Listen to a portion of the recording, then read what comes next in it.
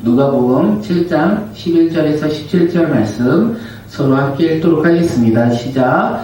그 후에 예수께서 나인이라는 성으로 가실 때 제자와 많은 무리와 동행하더니 성문에 가까이 이르렀을 때 사람들이 한 죽은 자를 메고 나오니 이는 한 어머니의 독자요 그 어머니는 가부라. 그 성에 많은 사람도 그와 함께 나오거늘 주께서 가부를 보시고 불쌍히 여기사 울지 말라 하시고 가까이 가서 그 발에 손을 대시니 맨 자들이 서는지라.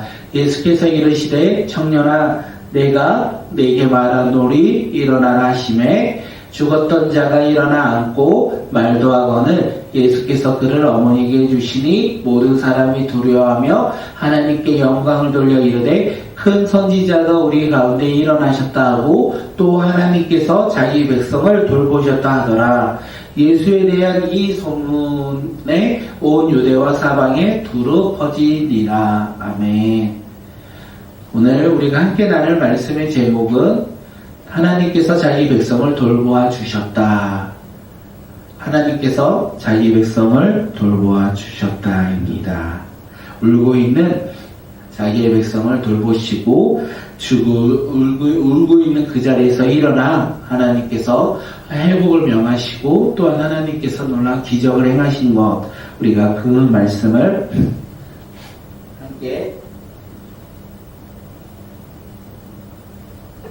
함께 나누도록 하겠습니다. 많은 사람들에게 예수님이요, 어제 본문을 보니까 하나님의 나라와 복음에 대해 말씀하신 후 가버나움으로 가셨습니다. 그때 어떤 일이 있었습니까? 어떤 백부장이 자신의 사랑하는 종이 병들어 죽게 되었어요. 그래서 그는 예수님의 소문을 듣고 이 사랑하는 종을 살릴 수 있는 분은 오직 예수 그리스도밖에 없다는 것을 알고 그가 이제 유대인의 장로 몇 사람을 예수님께 보냅니다. 유대인의 장로들에게 내 사랑하는 종을 고쳐달라고, 예수님만이 이 종을 고칠 수 있다고 그는 소문을 들었고 그 소문을 믿었어요. 그래서 예수님밖에 없다는 것을 알고 요청했던 것입니다. 그 요청을 들은 유대인의 장로 몇 사람이 예수님께 갑니다. 그리고 이야기를 통하여 이제 백부장의 종을 고쳐달라고 간절히 구합니다. 그들이 이제 예수님께 나아가 장로들이 구할 때 뭐라고 하냐면, 그는 선생님에게 은혜를 받을 만한 사람입니다. 우리 민족을 사랑한 사람이고 우리에게 회당을 지어 주었습니다. 이렇게 고백한다는 거예요. 그는 선생님에게 은혜를 받을 만한 사람입니다. 왜 그렇습니까? 우리 민족을 사랑하는 사람이고 우리에게 회당을 주었다. 하나님을 예배하는 사람이었다. 그리고 예수의 소문을 듣고 그것을 믿는 사람이었다. 이렇게 고백했던 거예요. 예수님은 모든 말을 듣고 그들과 함께 가십니다. 백부장이 집으로 가실 때 이제 그리 멀지 않는 곳에 도착했어요. 근데 백부장이 또 다른 사람들을 보내요. 자신의 친구들을 보내는 거예요. 그리고 친구들에게 이렇게 말합니다. 친구들이 예수님께 주님 더 이상 수고하실 필요가 없습니다. 저는 주님을 내 집에 모실 만한 자격이 없다면서 뭐라고 하냐면, 말씀만 하신다면 내 종이 낫겠나이다. 이렇게 고백해요. 예수님께서 이 병을 고쳐주실 분이 바로 예수님이라는 걸 알았고, 또한 말씀만 하신다면 내 종이 낫겠나이다. 지금 백부장의 믿음이라는 거예요. 예수님은 이렇게 말하는 그 백부장의 고백을 듣고 놀랍게 여기시며 자기를 따라오는 무리들에게 내가 너희에게 말한다. 나는 이스라엘 사람 가운데서 아직 이런 믿음을 본 일이 없다. 이런 믿음을 본 일이 없대요. 그리고 주님께서는 주님께서 이 말씀을 하실 때 그 종이 고침을 받았더라. 예수님께서는 가버나움에서 지금 백부장의 종을 말씀으로, 백부장의 믿음을 통하여 말씀으로 고치셨다는 거예요. 그리고 예수님은 이렇게 치유의 기적을 행하신 후에 나인이라는 성읍으로 가셨습니다. 혼자 가신 것이 아니라 제자들과 큰 무리와 동행하시며 나인이라는 성에 가셨다는 거예요. 예수님이 나인이라는 성문에 가까이 이르렀을 때 사람들이 한 죽은 사람을 메고 나옵니다. 한 죽은 사람을 메고 나오는데 그 죽은 사람이 누구이냐면 그 어머니의 외아들이고 그 여자는 가부였다. 즉 다시 말해서 지금 남편이 먼저 죽은 가부가 지금 자신의 사랑하는 외아들, 하나밖에 없는 아들이 죽음으로 인하여 슬픔 가운데 있는 것이라는 거예요. 지금 예수님은 슬픔과 좌절 가운데 있는 이 가부의 아들 장래 행렬과 마주쳤다는 것입니다. 이 얼마나 안타깝고 절망적인 상황입니까? 가부의 상황은 그 누구의 상황보다 정말 절망과 좌절 가운데 있다는 거예요.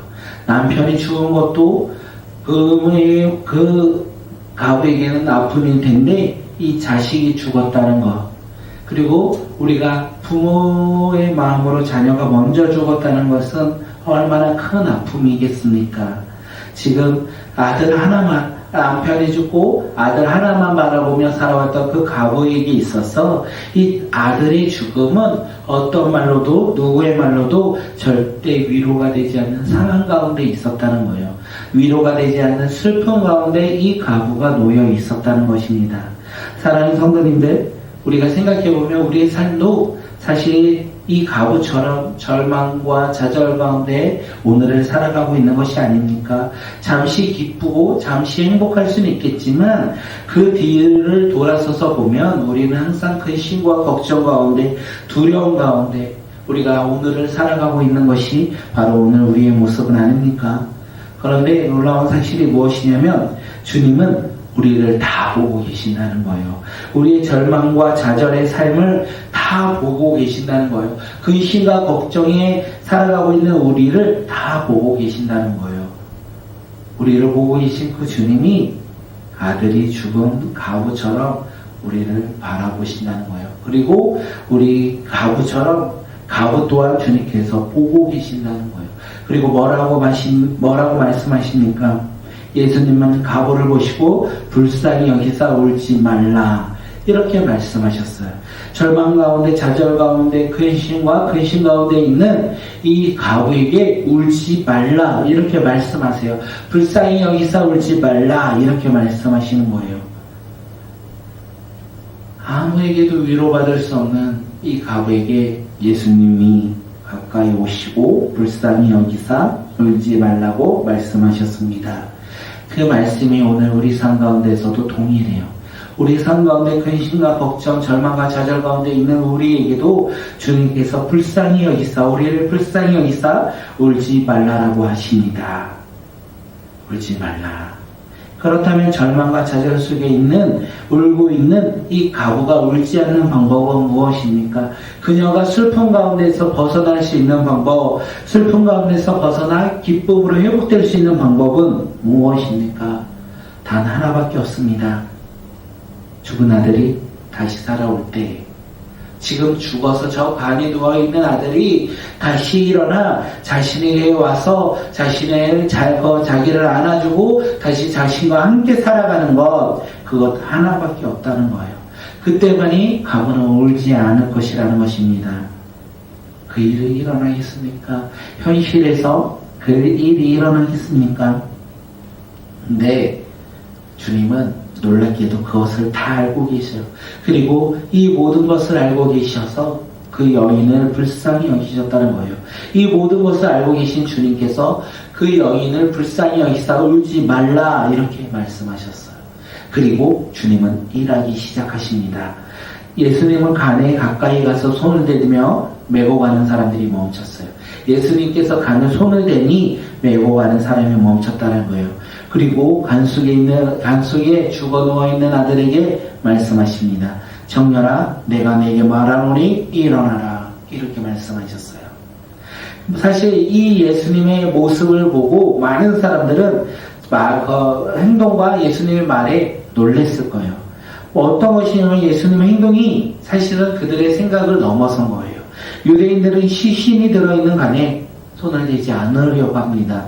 시신에 접촉하면 부정한 행위로 행한 사람이 되기 때문에 그는 부정한 사람이 돼요. 그렇기 때문에 간에 손을 대지 않으려고 합니다. 그런데 지금 예수님은 그거와 상관없이 지금 죽은 아들의 간에 손을 대고 있어요.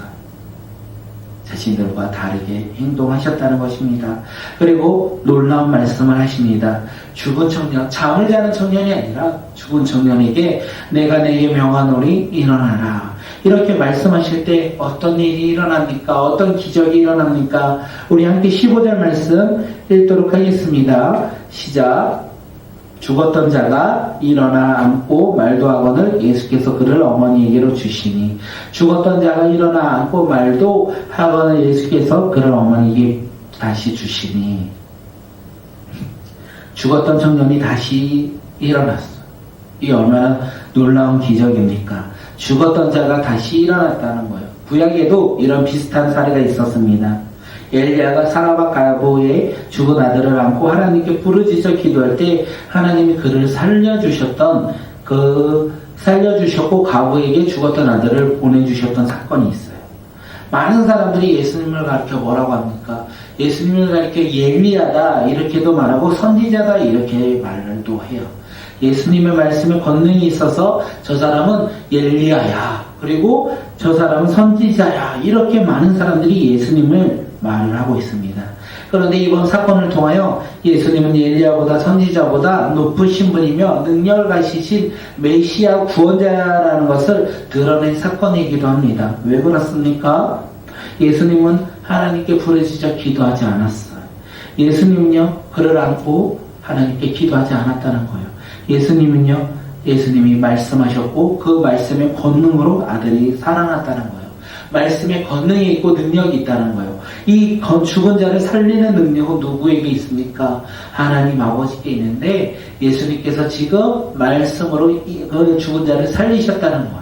능력이 있는 하나님의 아들이라는 것을 이 시간 우리에게 가르쳐주고 있다는 것입니다.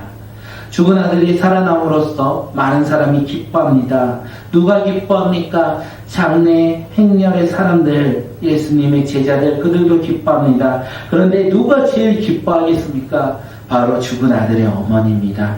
아들의 죽음으로 말미암아 절망과 좌절 가운데 있었던 어머니가 제일 기뻐했다는 거예요. 예수님께서 가부에게 울지 말라 이렇게 말씀하셨어요. 불쌍히 여기서 울지 말라. 그의 아들이 죽음의 자리에서 일어나게 하셨다는 거예요.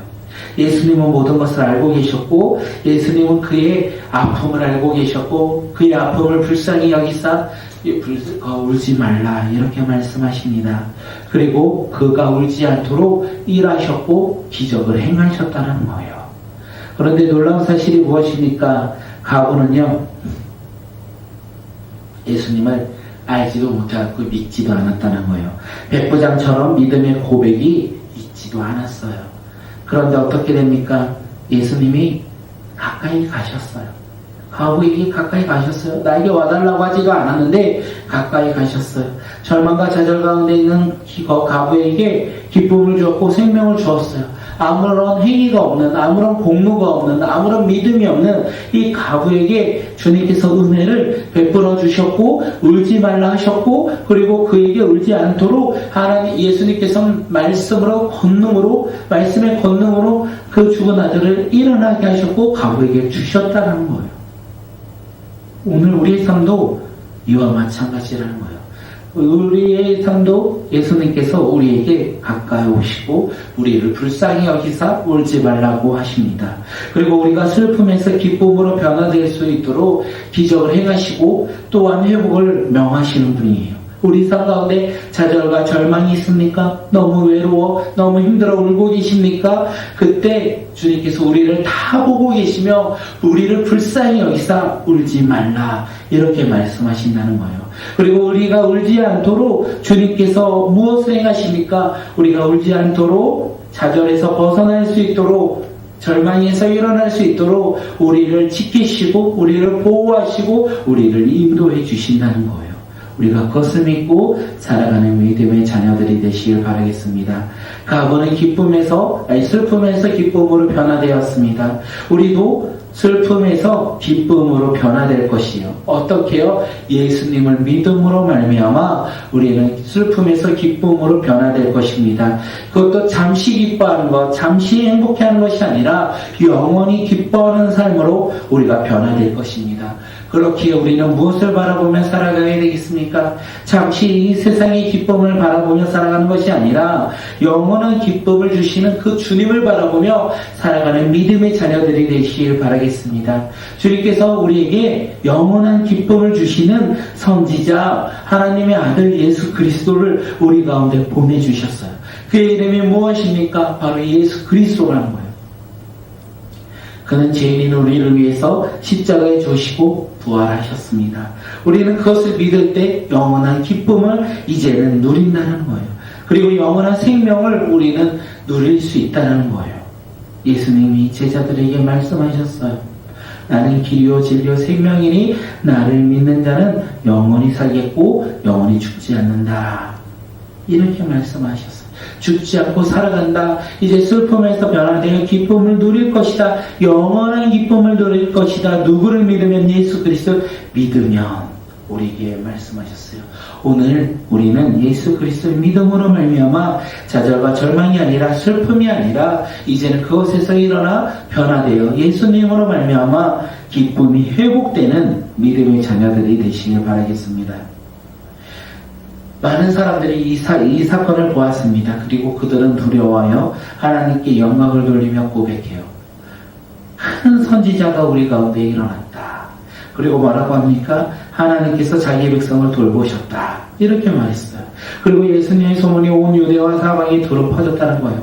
하나님께서 자기 백성을 돌보셨다는 거예요. 울고 있는 자기 백성을 돌보셨고 그를 구원하셨다는 거예요. 슬픔에서 기쁨으로, 죽음에서 생명으로 그를 변화시켜 주셨고 그를 회복시켜 주셨다는 거예요.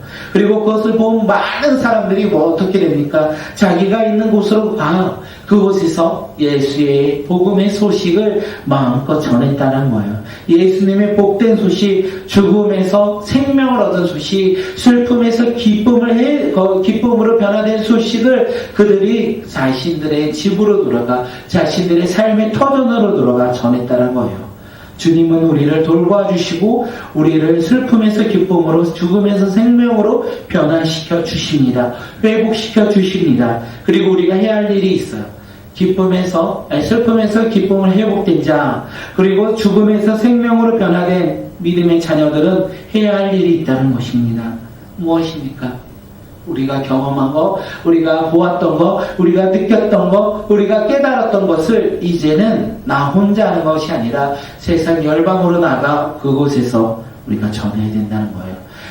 가정으로 돌아가 가족에게 내가 만난 주님, 우리 직장으로 돌아가 직장에서 많은 사람들에게 내가 만난 주님, 나를 만나는 사람들에게 내가 만난 주님을 마음껏 고백하며 슬픔에서 기쁨으로 회복될 수 있도록, 그들 또한 슬픔에서 기쁨으로, 근심 가운데, 좌절 가운데, 절망 가운데 있던 그들 또한 주님으로 말미암아 회복되어 변화될 수 있도록 우리가 복음을 증거하며 전하는, 담대하게 거침없이 복음을 전하는 믿음의 자녀들이 바로 오늘 우리가 되시길 바라겠습니다.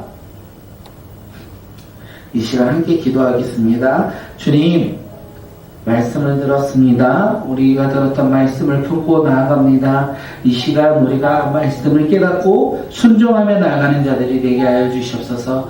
이 시간 우리가 주님 앞에 나아가 우리의 모든 것을 내려놓고 주님으로 인하여 회복되며 변화되며 나아갈 수 있도록 주여 오늘 하루 나의 삶 가운데 역사하여 주시옵소서. 그리고 내가 있는 그곳으로 나아가 내가 있는 가정과 직장에서 그 복음의 소식을 마음껏 전하는 믿음의 자녀들이 되게 달라고 우리 이 시간 함께 기도하며 나아가겠습니다.